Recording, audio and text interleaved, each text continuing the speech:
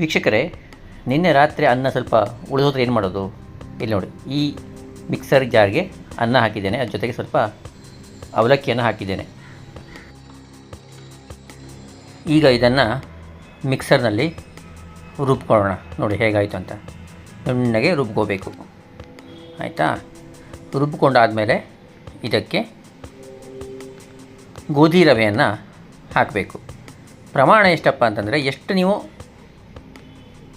ಅನ್ನ ಹಾಕಿರ್ತೀರೋ ಅಷ್ಟೇ ಪ್ರಮಾಣದಲ್ಲಿ ಗೋಧಿ ರವೆಯನ್ನು ಹಾಕಬೇಕು. ಹಾಕಿ ಅದಕ್ಕೆ ಅದರಷ್ಟೇ ಪ್ರಮಾಣದ ಮೊಸರನ್ನು ಹಾಕಬೇಕು. ಮೊಸರನ್ನು ಹಾಕಿ ರುಚಿಗೆ ತಕ್ಕಷ್ಟು ಉಪ್ಪು, ಜೊತೆಗೆ ಸ್ವಲ್ಪ ಅಡುಗೆ ಸೋಡಾ ಅಥವಾ ಈನೋ ಅಂತ ಬರುತ್ತಲ್ಲ, ಅದನ್ನಾರು ಹಾಕ್ಬೋದು. ಅದನ್ನು ಹಾಕಿ ಚೆನ್ನಾಗಿ ಕಲಿಸ್ಬೇಕು. ನೋಡಿ, ಈ ಹದಕ್ಕೆ ಕಲಿಸ್ಕೋಬೇಕು. ಈ ಹದಕ್ಕೆ ಕಲಸಿ ಸುಮಾರು ಒಂದು 15ರಿಂದ 20 ನಿಮಿಷ ಅದನ್ನು ಹಾಗೆ ಮುಚ್ಚಿಡಬೇಕು. ನಂತರ ಇಡ್ಲಿ ಪ್ಲೇಟ್ಗೆ ಎಣ್ಣೆಯನ್ನು ಸವರ್ಕೊಂಡು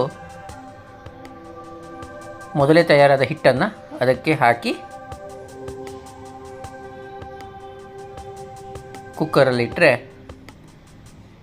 ರುಚಿಯಾದ ಮೃದುವಾದ ಇಡ್ಲಿ ರೆಡಿ. ನೋಡಿ ಹೇಗೆ ಉಬ್ಬಿ ಬಂದಿದೆ ಅಂತ. ಪ್ಲೇಟಿಗೆ ಸ್ವಲ್ಪ ತಣ್ಣಗಾದ್ಮೇಲೆ ಹಾಕ್ಕೊಳ್ಳಿ, ಆಗ ಚೆನ್ನಾಗಿರುತ್ತೆ.